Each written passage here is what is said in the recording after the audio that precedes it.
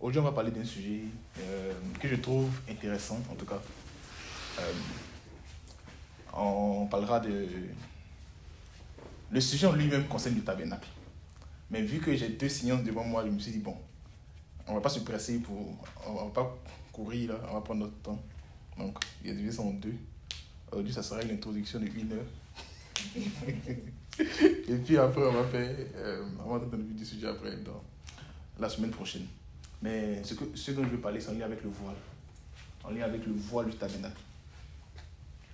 La Bible dit que le tabernacle a été construit de sorte à ce qu'il y ait comme 3 parties.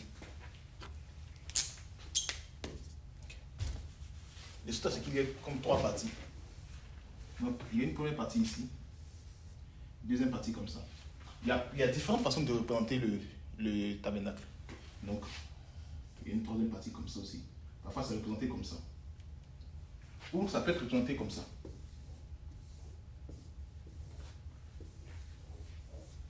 Voilà. Mais, peu importe la façon dont c'est représenté, ce sur quoi je vais mettre l'emphase dans mon intervention, c'est vraiment sur les ouvertures ici. Il y a eu 3 voiles. C'est pas écrit clairement, je le dis en même temps, mais quand on lit les Écritures, ça paraît que c'est comme s'il y a eu 3 voiles dans le tabernacle. Le premier voile, c'est le voile d'entrée ici. Le deuxième voile, c'est le voile qui nous met dans le lieu saint. Le troisième voile, c'est le voile qui nous met dans le lieu très saint. Et ces différents voiles-là représentent quelque chose. Et ces choses-là, on en parlera la séance qui viendra.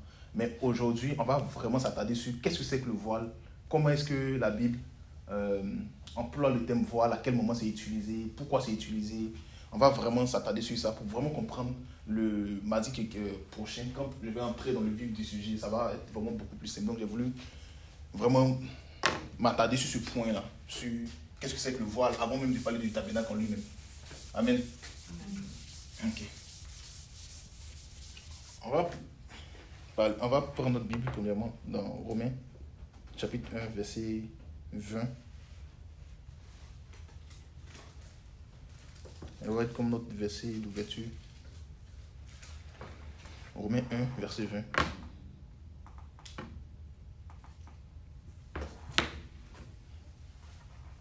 Si on la trouve, on peut le lire ensemble. 1. Romains 1, 20.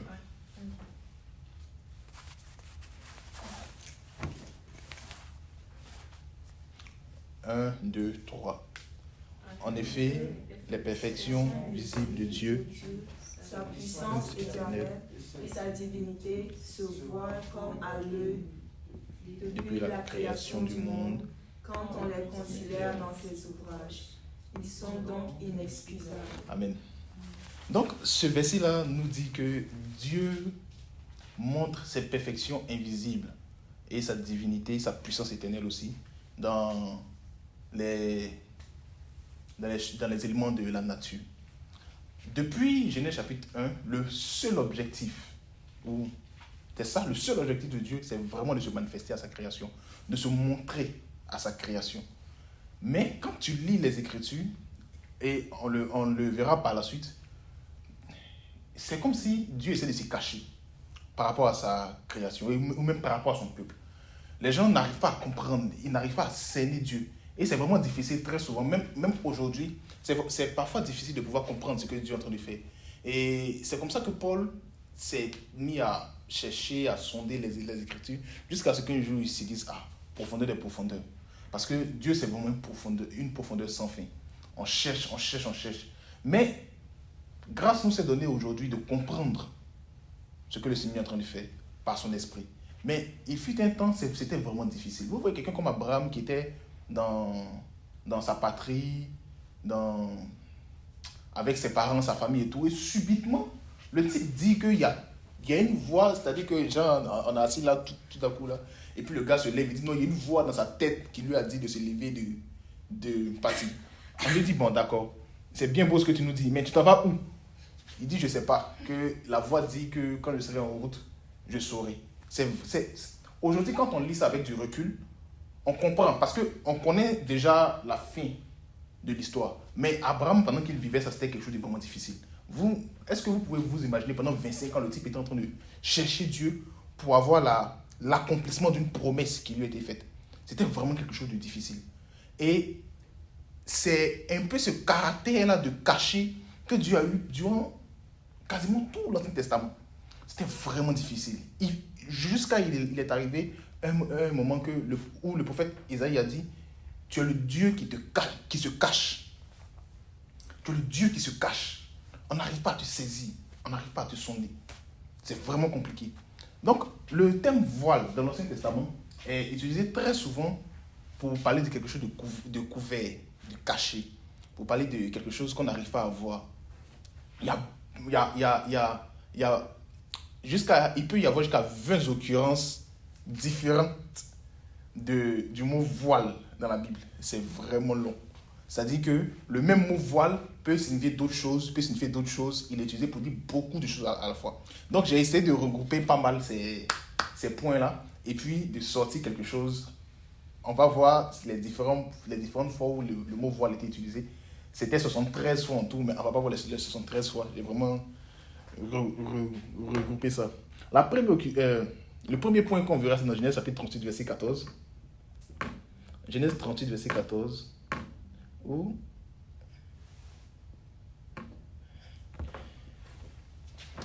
dans ce passage-là, il est question de Judas qui est sorti avec sa belle-fille. C'est bien ça. Qui est sorti avec sa belle-fille parce que la fille était mariée à l'un des enfants de Judas. Quand l'enfant de Judas est décédé, il ne l'a pas remarié. Donc, il lui a dit de partir dans sa famille. Donc, je suppose qu'elle a mal pris ça. Donc, un jour, lorsque elle a appris que son ancien beau-père, je peux dire ça comme ça, est arrivé dans le coin où elle était, la Bible dit qu'elle a pris son voile. Elle se couvrit d'un voile et s'enveloppa, et elle s'assit à l'entrée des Maïm, sur le chemin de Timra, car elle voyait que Sheila, et puis la suite de l'histoire. Elle a couvert quelque chose, parce que en fait, dans la tradition, là, quand on lit les commentaires plus tard, on se rend compte que le fait d'être couvert ici, c'était parce qu'elle a pris l'apparence d'une prostituée. Quand tu lis après, dans l'histoire, Judas l'a prise pour une prostituée. Donc, Judas, et elle, c'était son objectif. Et Judas est sorti avec elle. Et plus tard, elle a confronté le type, et puis l'affaire s'est déroulée comme ça s'est déroulé. Mais l'objet que je veux faire ressortir ici, c'est que le voile peut servir à cacher quelque chose dont on n'est pas tellement fier parfois. On peut se cacher derrière un voile. Ça dissimule la vraie nature de quelque chose. La deuxième fois, c'était avec... pareil aussi, ce même thème-là, il est utilisé aussi pour Rebecca. Lorsque Rebecca venait vers Isaac, la Bible dit qu'elle a vu Isaac de loin, elle a demandé à Eliezer, c'est qui ce monsieur qui court vers nous là? Eliezer lui a dit que c'est ton mari, ton futur mari et tout. Elle lui dit qu'elle s'est couverte. Elle a eu un peu comme honte, et puis elle s'est couverte. Donc, ça parle un peu d'une honte qu'on veut couvrir, qu'on veut cacher. Amen. On va parler de la deuxième chose. Dans Genèse chapitre 20, Abraham, c'est quelqu'un de vraiment extraordinaire. Et même son témoignage après sa vie, son témoignage est vraiment extraordinaire. Dans Genèse chapitre 20, Abraham fait quelque chose de bizarre. Et moi, je ne ferai jamais quelque chose de pareil. Il va dans un pays, et puis il dit quelque chose à sa femme. Il dit: je sais que tu es très belle, donc les gens vont chercher à te tuer. Et pardon, les gens pourraient chercher à porter atteinte à ma vie à cause de toi. Donc, je t'en prie, si on demande je suis qui pour toi, il faut dire que je suis ton frère. Et c'est pas faux, parce que tu sais qu'on a le même père, donc il faut dire ça et puis ça passe. Donc, c'est ce qu'elle a fait, et elle a fait à 2 reprises. Ici, c'était lorsqu'ils étaient dans le royaume d'Abimelech. Donc, Abimelech a failli la prendre pour femme. Donc, il a failli sortir avec elle. Et Dieu l'a frappé, il a frappé toute sa maison, lui a envoyé un rêve. Et Dieu lui a dit: je sais que tu agis avec un cœur bon, c'est pourquoi je t'épargne. Mais dis à Abraham de prier pour toi. Donc il a appelé Abraham, il essayait de dire à Abraham: mais pourquoi tu as fait ça, Et la Bible dit qu'il a donné quelque chose à Sarah. Il dit que prends ça, il dit à Sarah: voici, je donne à ton frère 1000 pièces d'argent, cela sera comme un voile sur tes yeux. Donc vraiment pour cacher quelque chose encore, mais pour cacher une faute dans ce cas-là. C'était vraiment pour couvrir, un peu comme une rançon que tu donnais à cause d'un acte que tu as commis qui n'était pas très correct. Donc ça, c'est encore la deuxième occurrence du mot voile. On va passer à la suivante. La suivante, c'est dans Job chapitre 24, verset 15. Job chapitre 24, verset 15. Ok. Il dit, l'œil de l'adultère épie le crépuscule, personne ne me voit, dit-il, il met un voile sur sa figure. Amen. Ici, le mot voile là, ça veut dire se cacher ou être dissimulé. Se cacher ou agir de façon dissimulée. C'est-à-dire que tu agis sans que les gens ne sachent que c'est toi qui agis. Donc, ça montre un peu l'image de Dieu qui fait des choses dans la créature et dans la création, qui a des œuvres magnifiques, mais qui ne veut pas se révéler. C'est comme s'il ne veut pas que les gens sachent que c'est lui.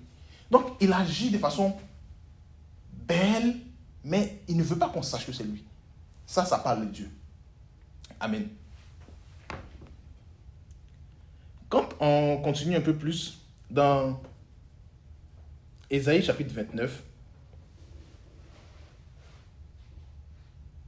Ésaïe chapitre 29, versets 9 à 12, ça va parler de quelque chose d'autre. Mais avant ça, je pense qu'il est bon qu'on lise d'abord Ésaïe chapitre 25, verset 5. Là. Ésaïe chapitre 25, verset 5. Ça parle encore d'un autre type de voile.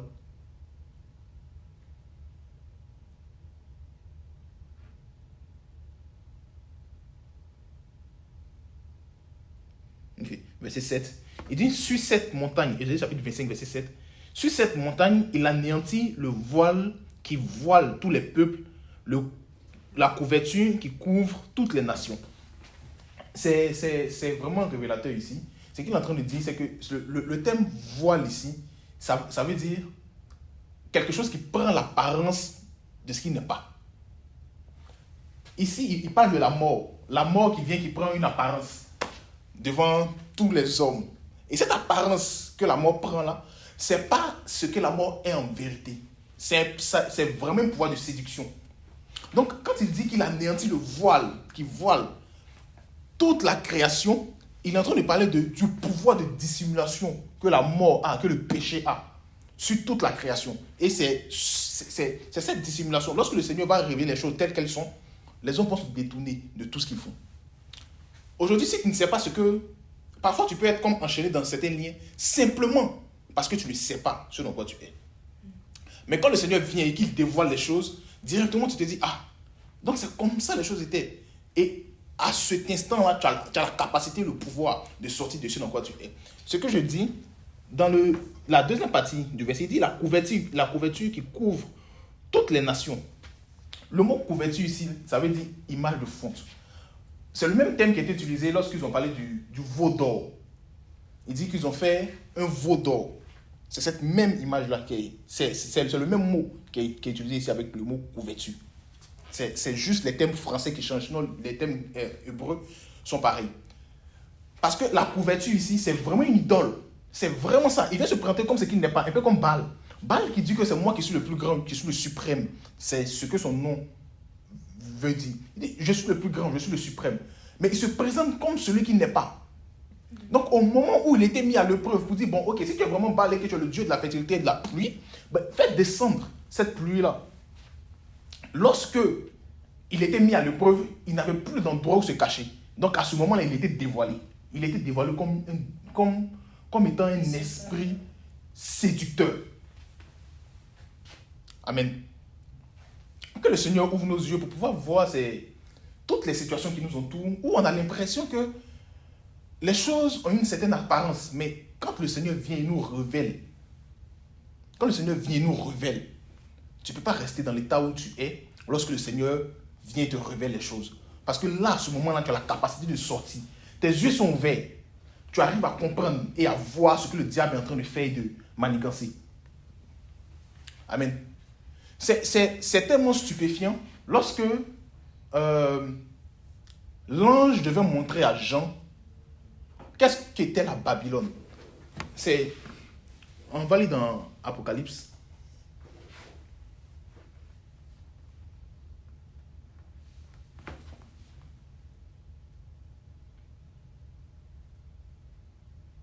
Apocalypse chapitre 17. Je lis très vite. Il dit, puis, du verset 1 à 3, il dit, puis un des 7 anges qui tenaient les 7 coupes vint et m'adressa la parole en disant, viens, je te montrerai le jugement de la grande prostituée qui est assise sur les grandes eaux. C'est avec elle que les rois de la terre se sont livrés à l'impudicité, et c'est du vin de son impudicité que les habitants de la terre se sont enivrés. Il me transporta en esprit dans un désert, et je vis une femme assise sur une bête écarlate, pleine de noms de blasphème, ayant 7 têtes et 10 cornes. Rappelons-nous que, avant d'arriver dans le chapitre 17 d'Apocalypse, là, déjà au chapitre 4, Jean a été transporté en esprit. Donc, il a atteint un certain niveau. Pour pouvoir voir la Babylone, il dit le niveau où tu es là, ce n'est pas suffisant. Donc, au verset 1, qu'est-ce qu'il fait? Il dit, du moins au verset 3, il me transporta encore en esprit. Jean était déjà dans le monde spirituel lorsqu'il voyait toutes ces choses depuis le chapitre 4 jusqu'au chapitre 16. Il était déjà en esprit. Donc, il voyait des choses, des jugements qui s'accomplissaient sur la terre. Mais quand il était temps de lui révéler qui était la Babylone, qui était la femme prostituée, là, il dit que l'ange l'a transporté encore à un autre niveau spirituel. C'est de cette même manière encore, lorsqu'il devait voir qui était la Jérusalem, quand on va dans le chapitre 21, il dit, me transporter encore en esprit. Parce que là encore, c'est encore un autre niveau de révélation. Amen. Ça, il me transporte en esprit, c'est une image du dévoilement. C'est une image de Dieu t'ouvre les yeux pour pouvoir voir exactement ce qui est en train de se faire. Parce que la Babylone, ce n'est pas n'importe qui. C'est exactement parce qu'elle n'est pas n'importe qui que c'est la Babylone. Parce que la Babylone, c'est le pouvoir séducteur. On l'appelle le faux prophète. Elle se fait passer pour un prophète, mais c'est une séductrice. Donc, lorsque Jean a vu cette femme-là, la Bible dit que Jean a été étonné de la voir. Le mot étonné, c'est pas juste, c'est pas juste étonné dans le bon sens. C'est étonné dans le sens de, il a failli être séduit. Tellement c'est quelque chose qui est vraiment attirant. Elle est vraiment attirante. Il fallait que le Seigneur vienne lui dévoiler les yeux pour pouvoir voir clairement qui elle est.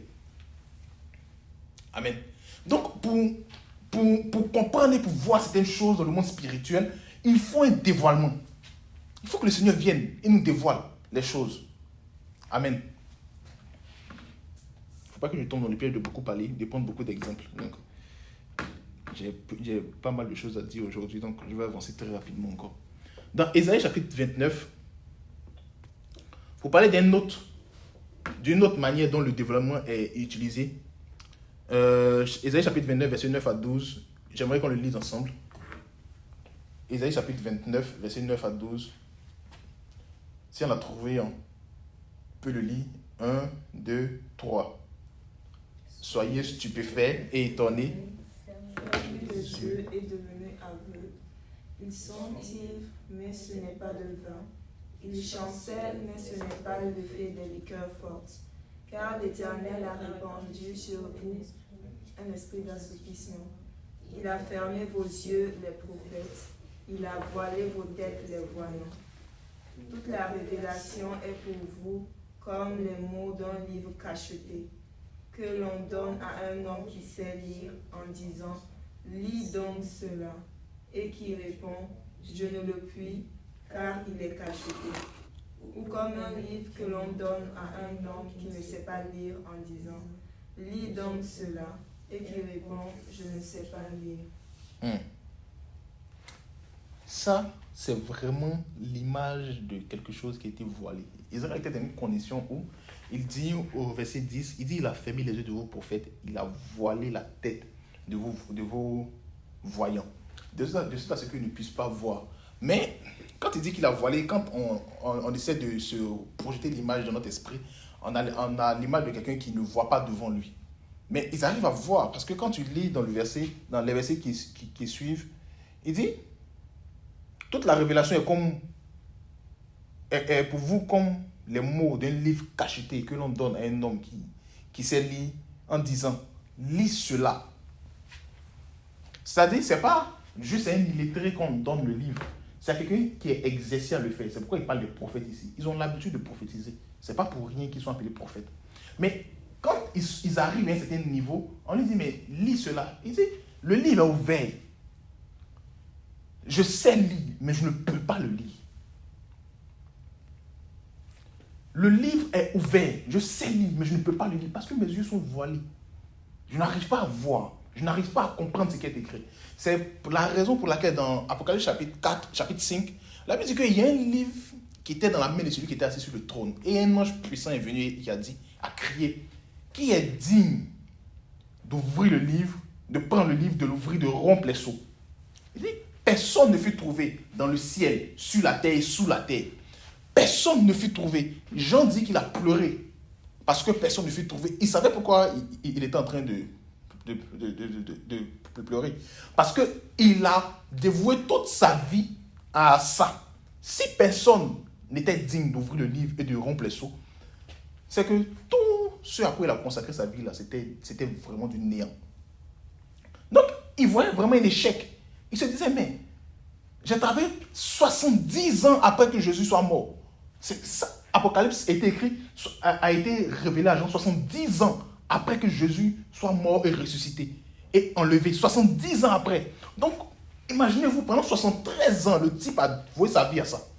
73 ans. Et il se heurte à quelque chose. On dit, le livre ne peut pas être ouvert. Parce que c'était l'agneau seul qui pouvait se lever et ouvrir le livre.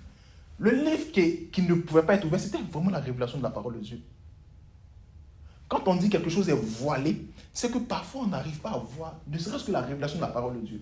C'est important de comprendre que la Bible ne se lit pas comme si j'étais en train de lire les phrases de Binto, ou comme si j'étais en train de lire un roman de Molière ou truc. On a vraiment besoin de la révélation de la parole de Dieu. Quand on lit la parole, très souvent, on a l'impression que je peux le lire, vu que je suis parti à l'école et que j'ai fait du raisonnement, surtout si j'ai beaucoup fait des matières littérales et tout, donc je peux analyser un texte quand même. Je peux analyser un texte argumentatif et tout. Donc, ça ne marche pas pareil. Ça ne marche vraiment pas pareil. Ça demande de la révélation de la parole de Dieu. Le livre peut être voilé pour celui qui lit, même s'il sait lire. Même si tu as l'exercice, même si tu es exercé à lire, le livre peut être voilé. Tu peux ne pas comprendre. Tu peux ne pas comprendre. La Bible dit que les prophètes qui ont prophétisé touchant la grâce qui vous était réservée en fait de ce salut, l'objet de leur recherche et de leur investigation. Mais, cela n'était pas pour eux. Donc, les gens ont voué toute leur vie à comprendre et à scruter tout ce qui est écrit dans les Écritures. Mais ils se sont arrêtés à quelque chose. On leur dit, vous pouvez aller loin, mais à ce niveau-là, c'est bloqué parce que vous ne pouvez pas comprendre tout ce qui est devant. Vous ne pouvez pas voir, vous ne pouvez pas accéder à tout ce qui est devant. Parce que le livre a été un peu comme voilé. Amen. Lorsque Jésus était sur la terre, il a passé 3 ans et demi à enseigner ses disciples. Lorsqu'il est ressuscité, dans Actes chapitre 1, il a dit qu'il a passé 40 jours à aller enseigner sur le royaume de Dieu. Mais il leur a dit que je n'ai pas les capacités, permettez-moi de le dire ainsi, il n'a pas dit ça comme ça, mais pour qu'on puisse comprendre. Il dit, je n'ai pas les capacités de vous emmener dans toute la plénitude de la vérité. Dans Jean chapitre 16. Il dit, il est avantageux pour vous que je m'en aille. Comme ça, lorsque je m'en irai, le consolateur viendra lui-même et vous conduira dans toute la plénitude de la vérité. Ça veut dire quoi pour nous aujourd'hui? Ça veut dire que peu importe le ministère qui apporte la parole, la puissance du prophète, du pasteur, du prédicateur, peu importe qui il n'a aucune force, aucune capacité de nous emmener dans la perfection de la divinité. Ce n'est pas possible. Le Seigneur Jésus lui-même ne l'a pas fait. Ses disciples n'ont pas fait avec eux. Il dit, la seule personne qui est capable de vous envoyer dans la divinité, c'est le Saint-Esprit. Il dit, il faut que lui vienne. J'ai prêché, j'ai dit beaucoup de choses. Pendant 3 ans et demi, j'ai dit beaucoup de choses. Mais il faut que le Saint-Esprit vienne. Si le Saint-Esprit ne vient pas, tout ce que j'aurais dit là va rester comme quelque chose de voilé pour vous. Amen. Et lorsque Jésus parlait, lorsque Jésus était en train d'exercer son ministère, la Bible dit dans Matthieu chapitre 13 qu'il parlait en parabole, il ne parlait jamais sans parabole. Mais lorsque ses disciples sont venus vers lui, pour lui dire, Maître, pourquoi tu ne parles en parabole? Il dit à eux, Eux, ils ne doivent pas comprendre, parce que Ésaïe a prophétisé sur eux. Ils ne doivent pas comprendre. Mais à vous, il était donné de connaître les mystères du royaume. Amen. À vous, il était donné de connaître les mystères du royaume. Donc eux, ils vont lire. Même s'ils savent lire, ils ne vont pas comprendre, parce que le livre est voilé. Mais vous, vous allez comprendre. Vous allez lire, vous allez comprendre. Alléluia. Vraiment que le Seigneur nous donne de lire et de comprendre. C'est la seule manière de connaître Dieu. C'est vraiment la seule manière de connaître Dieu. Dieu se décrit, Dieu parle de lui-même dans la parole. Si on veut s'approcher de Dieu, on est obligé de comprendre que le Seigneur vraiment vienne et ôte le voile de nos yeux. Non seulement pour comprendre la parole, mais aussi pour dévoiler tout ce qu'il y a comme séduction autour de nous qu'on n'arrive pas à voir. Très souvent, on a dans certaines choses, certaines pratiques qui, d'apparence, ne semblent pas être mauvaises. Mais quand le Seigneur vient et qu'il ouvre nos yeux, on voit la saleté qui est derrière ces choses-là. On sent l'odeur répugnante de cette chose-là. On s'en éloigne. Parce que le Seigneur ouvre nos yeux. On arrive à comprendre. On arrive à voir ce qui se passe autour de nous. Amen. On va continuer un peu. Dans le Nouveau Testament, le voile prend comme, on va dire, deux aspects. Le premier aspect, on va le voir dans 1 Pierre chapitre 4, verset 8. 1 Pierre chapitre 4, verset 8. Alléluia. 1 Pierre chapitre 4, verset 8. On va le lire ensemble. 1, 2, 3. Avant tout, vous n'avez pas retrouvé. Ok. Ok. Ouais, 1 Pierre 4, 8.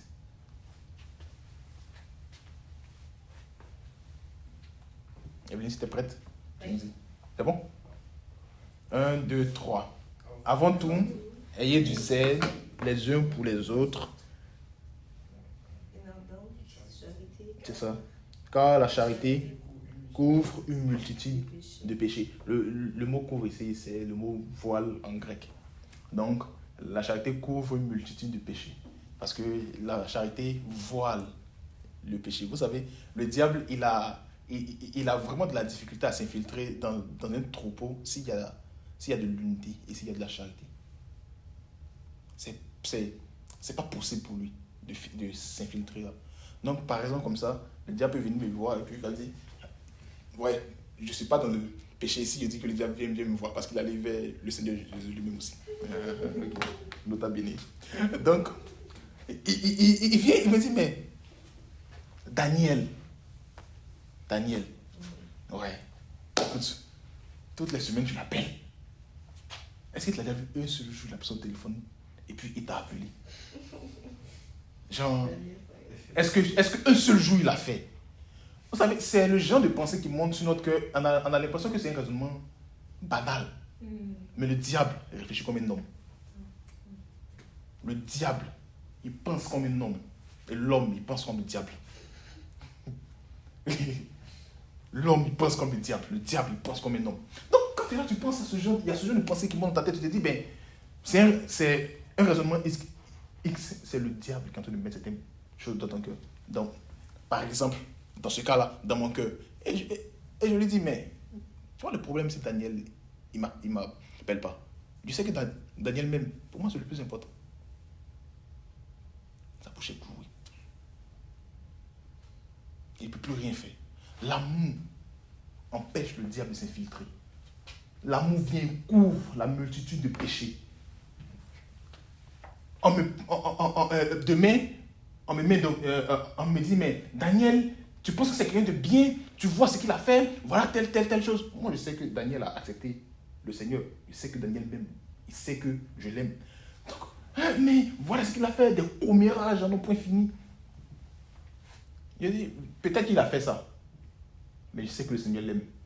Moi aussi, je l'aime. Ce n'est pas le plus important. L'amour couvre une multitude de péchés. Amen. Mais en même temps, Pierre, dans le même 1 Pierre chapitre 2, il dit que ne faites pas de cette liberté un voile pour couvrir vos péchés les uns les autres. Ce n'est pas comme ça que ça marche. Vous empêchez le diable d'entrer au milieu de vous, mais ne vous privez pas vous-même de dire à tel frère ou à telle soeur ou à telle personne, ah, ce que tu as fait là, c'est pas bien, il faut que tu changes. C'est vraiment important. Donc quand on dit que l'amour couvre une multitude de péchés, ça ne veut pas dire que l'amour se couvre dans le mal. C'est pas ça que la parole entend dire. Le frère a fait quelque chose, ou la sœur a fait quelque chose, la personne était dans une position de difficulté, tu la comprends, tu l'aimes, tu lui pardonnes, mais tu lui dis que c'est pas correct. Amen. La deuxième occurrence dans le Nouveau Testament du thème voile, c'est en lien avec le voile de la femme. C'est en lien avec le voile de la femme. Mais vous ne portez pas de voile. Dans 1 Corinthiens chapitre 11, je vais lire. On est presque au thème pour aujourd'hui là. C'était vraiment une introduction générale. Et puis le mardi qui suit, je vais entrer vraiment dans le vif du sujet. Donc dans 1 Corinthiens chapitre 11, je vais lire le verset 3. Je veux cependant que vous sachiez que Christ est le chef de tout homme, que l'homme est le chef de la femme, et que Christ est le chef, et que Dieu est le chef du Christ. Ce sujet-là, c'est un sujet vraiment qui fait beaucoup polémique. En Occident, ici, je vois pas, mais chez nous au pays, c'est vraiment, à cause de la culture et tout, c'est vraiment quelque chose qui fait vraiment polémique. Donc, c'est un sujet un peu sensible dans certaines contrées.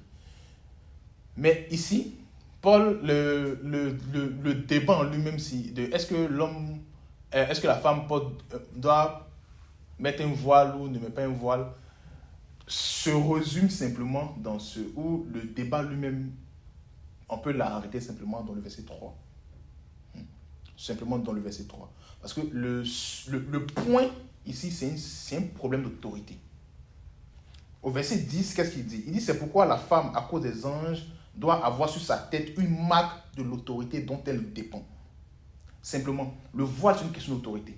Donc, ici, au verset 3, avant même de commencer toute chose, il va mettre bon, il n'y a pas, je ne vais pas dire hiérarchie comme si une personne était un peu plus basse par rapport à l'autre. Mais permettez-moi d'utiliser ce thème-là à cause de la faiblesse de mon langage. Je dis ça surtout par rapport aux sœurs.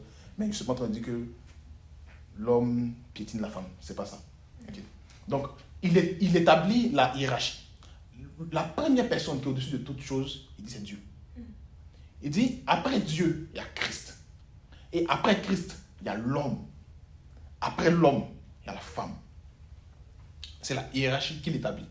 Donc, il dit, mais pour que les gens sachent, cette femme, elle est soumise à quel homme, ou quel homme a autorité, ou si un homme a une autorité sur une femme, il faut que la femme mette le voile.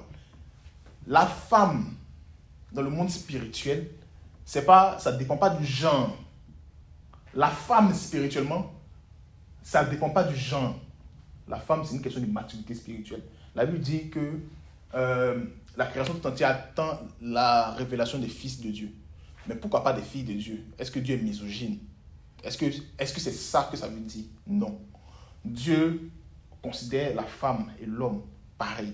Simplement, l'homme peut être une femme spirituellement pendant que c'est un homme dans le monde physique ici. Pourquoi? Parce que spirituellement, il n'est pas mature. Il n'a aucune maturité spirituelle. Il n'a aucune force spirituelle. Il a des difficultés pour prier. Il a des difficultés pour méditer. Il a des difficultés pour jeûner. Il a des difficultés pour adorer Dieu. Il a des difficultés pour faire tout. Pendant que tu es dans l'église, spirituellement, tu seras considéré comme une femme. Est-ce qu'on se comprend ça? Donc, la femme, elle peut être considérée comme un homme aussi spirituellement. Si c'est une femme qui se donne dans les choses du Seigneur, elle fera partie de la révélation des fils de Dieu. Amen. Donc, ici, ce développement-là vient normalement mettre fin au débat. Parce que si tu dois obliger ta femme de mettre le voile, d'accord. Mais quand on va aller vérifier sur le plan spirituel que toi-même, l'homme qui est une femme aussi, mon frère, il faut chercher à mettre le voile aussi. Il faut chercher à mettre le voile aussi. On est d'accord bien? On n'est pas d'accord. On n'est pas d'accord. Ok. Le point que je voulais juste relever ici, c'est que le voile, c'est une marque d'autorité. Autorité par rapport à celui qui est au-dessus de toi. Donc, l'homme a une autorité sur lui qui est Christ. La femme a une autorité sur elle qui est l'homme. Et Christ a une autorité sur lui-même qui est Dieu. Donc, une femme peut mettre un voile sans toutefois donner ou reconnaître cette autorité que son homme a sur elle. L'homme peut être en Christ sans toutefois reconnaître l'autorité que Christ a sur lui. Et c'est tout. Amen. Que le Seigneur nous bénisse. Ok. Donc, on en vient maintenant à ce verset d'Ésaïe là, dont j'ai parlé dans mon introduction. Ésaïe 45, verset 14 à 15. Ésaïe 45, verset 14 à 15. Il dit, ainsi parle l'Éternel, les gains de l'Égypte et les profits de l'Éthiopie et ceux des Sabéens de la taille élevée, à la taille élevée passeront chez toi et seront à toi. Ces peuples marcheront à ta suite et passeront enchaînés. Ils se prosterneront devant toi et te diront en suppliant, c'est auprès de toi seulement que se trouve Dieu. Et il n'y a point d'autre Dieu que lui. Mais tu es un Dieu qui te cache, Dieu d'Israël, sauveur. Il est un Dieu qui se cache. Comme s'il ne veut pas que les gens sachent qui il est. Mais pourquoi Dieu se cache? Dieu se cache pour deux choses. À la vérité, Dieu ne se cache pas pour se cacher des hommes simplement. Il se cache pour deux choses. On va lire dans Colossiens chapitre 1, versets 25 à 27.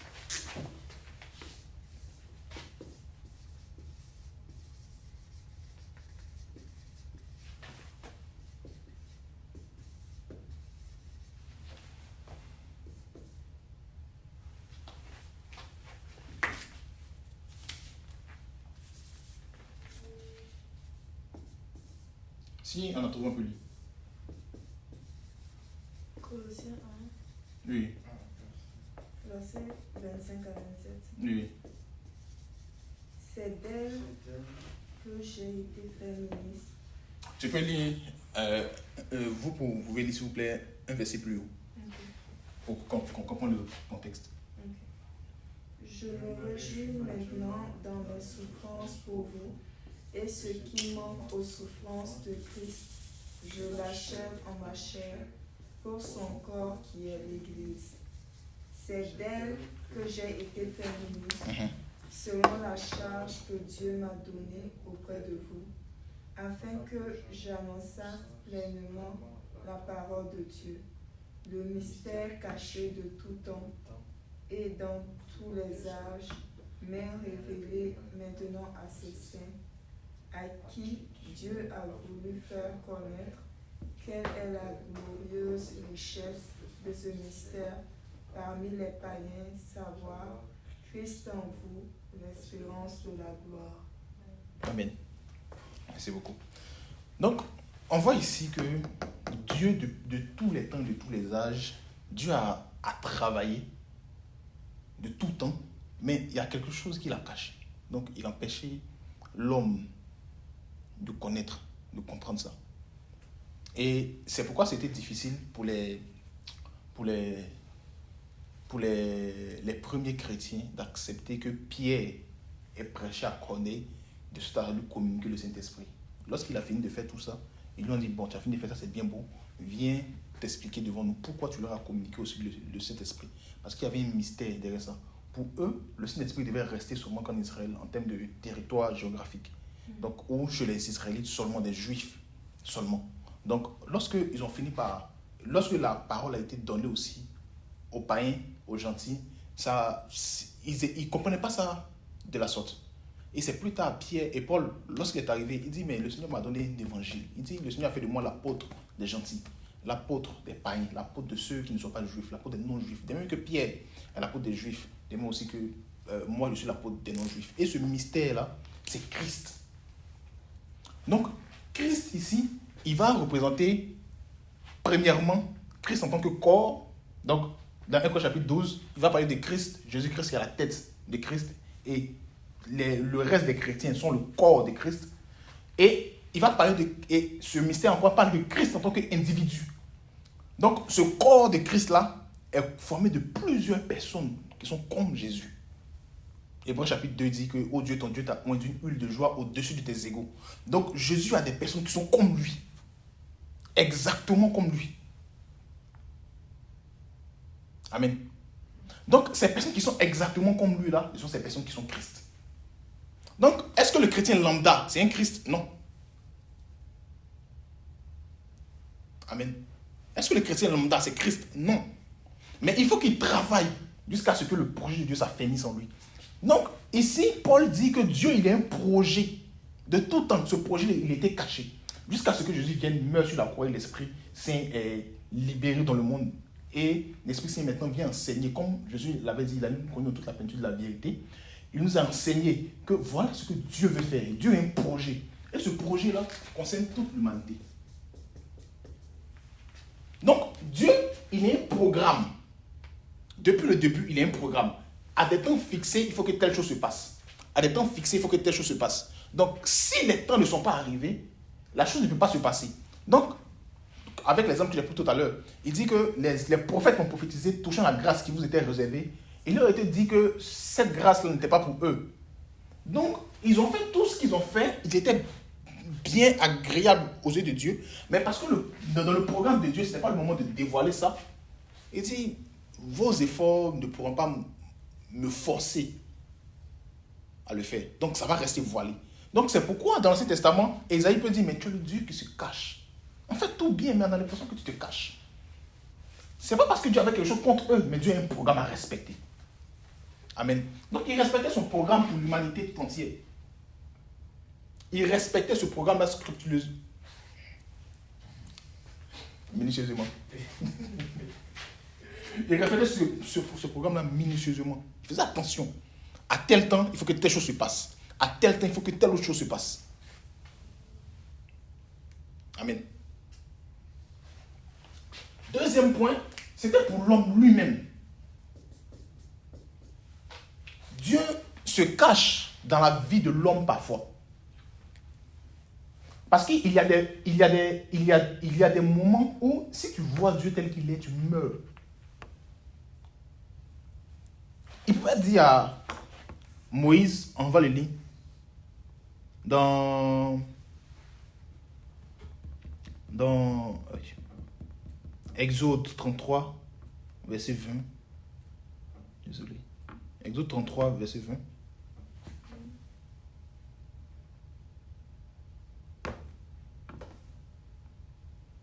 Essayez de trouver un peu le lire. Exode 33, verset 20. Il dit, tu ne pourras pas voir ma face, car l'homme ne peut me voir et vivre. Pourquoi l'homme ne peut le voir et vivre? Parce que quand tu lis après dans la suite, qu'est-ce qui se passe? C'est que Dieu dit, bon, vu que tu incites forcément pour me voir, donc je vais me dévoiler, je vais me révéler à toi. Mais tu pourras voir uniquement que mon dos, lorsque ma gloire sera passée. Tu pourras voir uniquement que mon dos, lorsque ma gloire sera passée. Donc tu peux pas me voir dans ma pleine puissance, dans mon état dans lequel je suis. Si tu me vois là, tu mourras. Hein, on comprend ça? Hein? Ok. Est-ce qu'on comprend à ce moment-là la puissance, la gloire dans laquelle Dieu était lorsqu'il a dit à Moïse, si tu me vois, tu mourras? Il fait d'une telle gloire que si Moïse ne posait ne serait-ce que les regards sur lui, on n'a pas besoin de bombe atomique, ne serait-ce que de poser les regards sur lui, il allait mourir sur le champ. Peut-être qu'en Occident ici, c'est difficile de comprendre ça. Mais là d'où je viens, il y a des histoires très souvent, en fait, où on dit, quelqu'un peut dire par exemple, j'ai vu un génie et puis je ne parle plus. C'est vrai, c'est des histoires qui sont vraies, qui existent pour de vrai. Des gens voient des esprits et les esprits dégagent tellement d'énergie qu'ils sont frappés, de sorte à ceux qui ne parlent plus. D'autres même deviennent aveugles. Maintenant, laissez-moi vous dire, cette personne avec laquelle Moïse était en train de parler là, ce n'était pas Dieu. C'était un être qu'on appelle l'ange de l'Éternel. C'est-à-dire que Dieu lui-même là, Moïse ne l'a pas vu. Il a vu un être qui est l'ange de l'Éternel. Et cet ange de l'Éternel là, c'est un ange, c'est juste un ange que Dieu envoie pour donner à ses serviteurs ses lois. il dit qu'il a donné à Moïse la loi au travers de ses anges. Et à chaque fois que cet ange se présentait à Moïse, il se faisait appeler l'ange de l'Éternel. Donc, cet ange de l'Éternel là, qui n'est même pas Dieu, il dit, si tu me vois tel que je suis là, tu mourras. Est-ce qu'on comprend la plénitude de comment Dieu est? Donc, pour l'homme lui-même, Dieu se cache. Mais il arrive des moments où Dieu se révèle à l'homme. Par exemple, comme ça, avec Abraham. Là, il dit que Abraham était assis sous les chênes de Mamré et 3 personnes viennent. Donc, il discute avec eux et en fin de journée, c'est avec Dieu seulement qu'il parle. En fin de journée, Dieu fait une déclaration bizarre. Dieu fait une déclaration bizarre. Dans Genèse chapitre 18, là, que je vais lire très vite. Genèse chapitre 18, là, le verset 17, qu'est-ce qu'il dit? Il dit, alors l'Éternel dit, cacherai-je à Abraham ce que je vais faire? Abraham deviendra certainement une nation grande et puissante. En lui seront bénies toutes les nations de la terre. Car je l'ai choisi afin qu'il ordonne à ses fils et à sa maison après lui de garder la voie de l'Éternel en pratiquant la droiture, la justice, et qu'ainsi l'Éternel accomplisse en faveur d'Abraham les promesses qu'il lui a faites. Abraham était assis sous les chênes de Mamré au moment où le Seigneur est venu vers lui. Et Dieu lui dit, mais depuis tu marches avec moi, depuis le chapitre 15, tu marches avec moi. Est-ce que je vais te cacher? Est-ce que maintenant, où on est là, est-ce que je vais te cacher quelque chose? Est-ce que je peux te cacher quelque chose? Est-ce que je dois te cacher quelque chose? Parce qu'il y a eu un élément qui s'est passé dans la vie d'Abraham.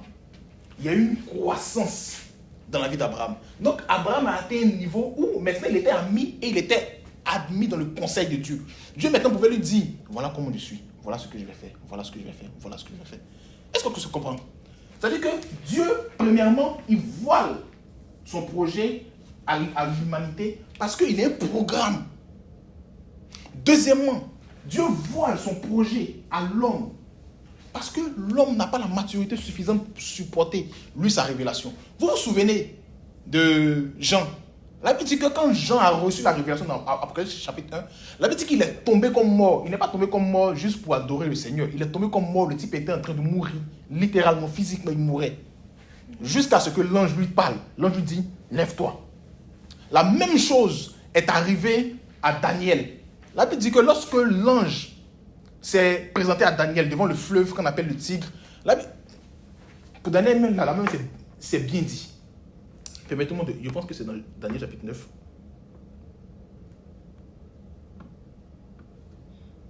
Désolé, hein, c'est pendant que je parle là que ça vient à mon esprit. Donc, je veux juste trouver. Parce que là-bas, c'est dit textuellement.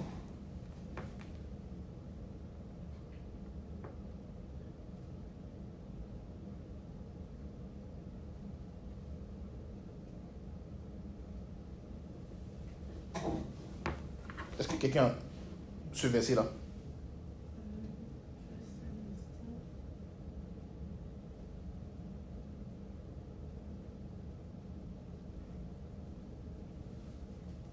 Alléluia. C'est pas le 10 là? C'est 10, 18. 10, 18? C'est le 17. Comment ça? Ouais, 17. Ouais, c'est le 16 plutôt. Combien ça? 10 verset 7. 18 ou 10, ok. Donc on vérifie. 10, 16. Mais si on remonte un peu plus haut vers le verset 8, 9. Ok. 18, c'est ça? Ok, c'est ça. Il dit, moi Daniel, je commence au 7. Moi Daniel, je vis seul la vision et les hommes qui étaient avec moi ne la virent point. Mais il fut saisi d'une grande frayeur. Et il prit la fuite pour se cacher. Je restais seul et je vis cette grande vision. Les forces me manquaient. Mon visage changea de couleur et fut décomposé. Et je perdis toute vigueur. C'est une expérience dans laquelle Daniel était. Et la Bible dit que l'ange qui est apparu à Daniel, Daniel seul l'a vu. Les hommes autour ne l'ont pas vu, mais ils savaient quelque chose d'étrange se passait là, à ce moment. Donc, ils ont tous fui. Mais Daniel, lorsqu'il a vu ce quête-là, il dit qu'il a commencé à pourrir. Est-ce que vous pouvez vous imaginer un homme qui vit avec toutes ses fonctions vitales, mais qui pourrit pendant qu'il voit quelque chose, ou qu'il voit un être? C'est vraiment terrible. La même chose est arrivée au prophète Ézéchiel, dans le chapitre 1. Ézéchiel aussi, il était en train de mourir lorsqu'il est... La vision lui a été donnée de voir de voir le trône de Dieu. La Bible dit que Ézéchiel était en train de mourir. Si on lit après, on pourra lire ça plus tard, dans le chapitre 1 de Ézéchiel. Il était en train de mourir également. Dieu dégage une telle énergie, une telle puissance, que si l'homme, si se dévoile Dieu, le Dieu qui se cache, si se dévoile à l'homme, l'homme mourra. Donc, qu'est-ce qu'il fait? Il va laisser l'homme atteindre une certaine maturité pour se dévoiler à lui. Amen. Un autre aspect par rapport à l'homme, c'est qu'il faut que l'homme cherche. S'il ne cherche pas, il ne pourra pas trouver Dieu. S'il ne cherche pas, Dieu va rester pour lui un homme, un Dieu qui se cache. Amen. Donc c'est vrai que Dieu se révèle au travers de visions, Dieu se révèle dans les expériences, mais Dieu se révèle principalement dans sa parole. Donc si le Dieu d'Israël ou le Dieu que tu adores est comme si tu te trouves dans cette même position que Ésaïe, qui dit mais ils viendront à nous et tout, mais tu es le Dieu qui se cache.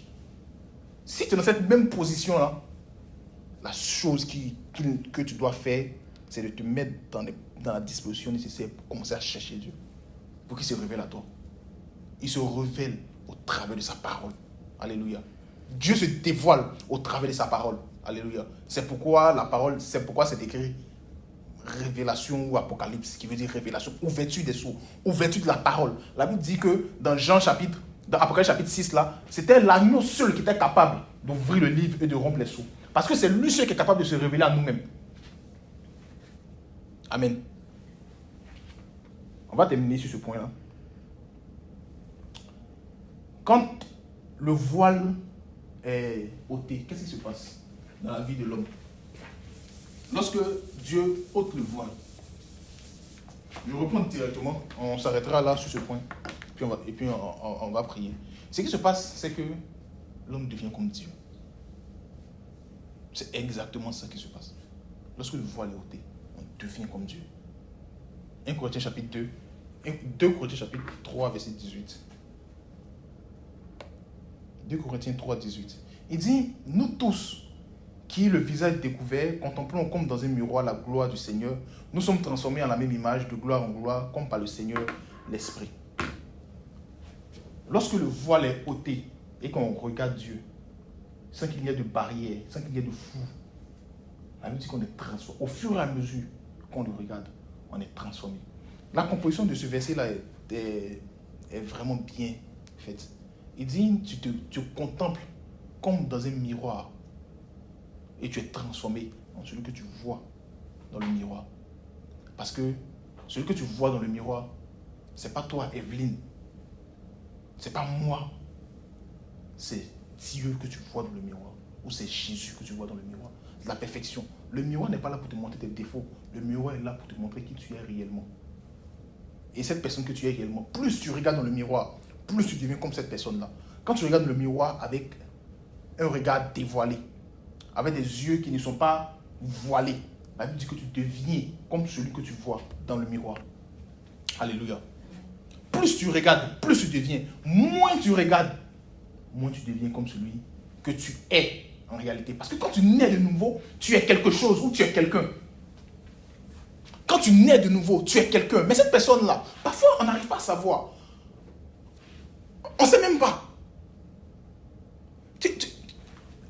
Tu nais de nouveau, le Seigneur t'accorde, il te donne l'autorité d'être fils de Dieu, il te donne le pouvoir d'être fils de Dieu, mais parfois tu ne sais même pas. Dans 1 Jean chapitre 3, qu'est-ce qu'il va dire? Il dit, nous le verrons tel qu'il est parce que nous serons semblables à lui. Donc tu es quelque chose, mais ce quelque chose-là, tu dois prendre conscience de ce que tu es. Et cette chose-là, tu es un esprit. C'est difficile à comprendre parce que c'est le mystère de Dieu. Le mystère de Dieu, c'est de prendre une chair, un corps fait de poussière, mettre un esprit, de sorte que l'esprit-là reste dans ce corps. Mais cet esprit-là, ce n'est pas un esprit X ou un esprit Y. C'est l'esprit de Dieu lui-même qui est toi. C'est un peu comme le Seigneur se personnalise en toi. Ça, c'est le mystère de Dieu. Mais on a besoin d'avoir un regard dévoilé. Et le miroir à travers lequel on regarde, Jacques nous dit que ce miroir-là, c'est la parole. Donc plus tu regardes la parole, plus le voile est ôté, plus les choses sont dévoilées devant toi, plus tu sais qui tu es, plus tu sais comment agir, comment vivre en fonction du nouveau toi. Amen. Lorsque Moïse a découvert qui il est, lorsque Moïse regardait Dieu, la Bible dit que quand il sortait de la présence, de sa propre présence, il avait le visage qui brillait. Parce qu'il était en train d'être transformé. Mais qu'est-ce qu'il a fait? Parce qu'il ne voulait pas que les gens sachent que mais cet effet-là, apparemment, ça s'estompe au bout d'un certain temps. Donc, il mettait un voile. Il mettait un voile sur lui à chaque fois. Et dans le même 1 Corinthiens, là, il dit que quand ils lisent Moïse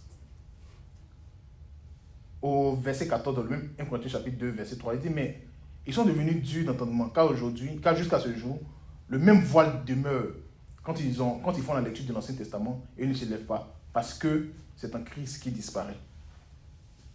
Amen.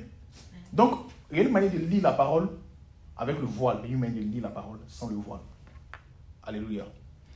Il dit la façon dont le voile est ôté. Il dit, lorsque les cœurs se convertissent au Seigneur, le voile est ôté.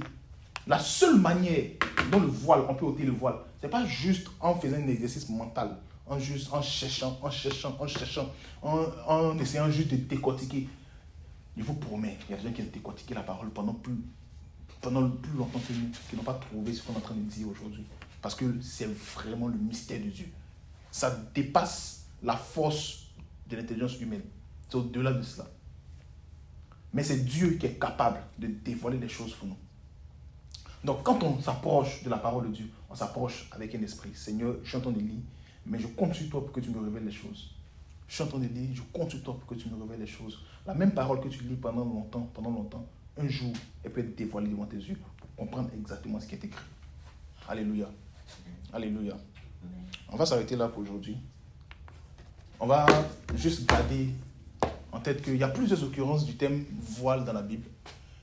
Et le thème sur lequel il faut vraiment faire attention, où il faut vraiment mettre l'accent, c'est le thème dans Ésaïe chapitre 28. Il dit que le livre est là, ils savent lire, on leur dit lis, mais ce livre est comme scellé, ils n'arrivent pas à le lire. Parce que pendant qu'ils savent lire, c'est vraiment ça qu'il faut comprendre. Le voile qui est mis ici, donc dans le tabernacle ici, c'est un voile en termes de lis, mais tu n'arrives pas à comprendre. Lis, mais tu n'arrives pas à accéder aux révélations de la parole de Dieu. Plus tu as accès aux révélations de la parole de Dieu, plus tu deviens comme Dieu. Alléluia. Amen. Que le Seigneur nous bénisse. Amen.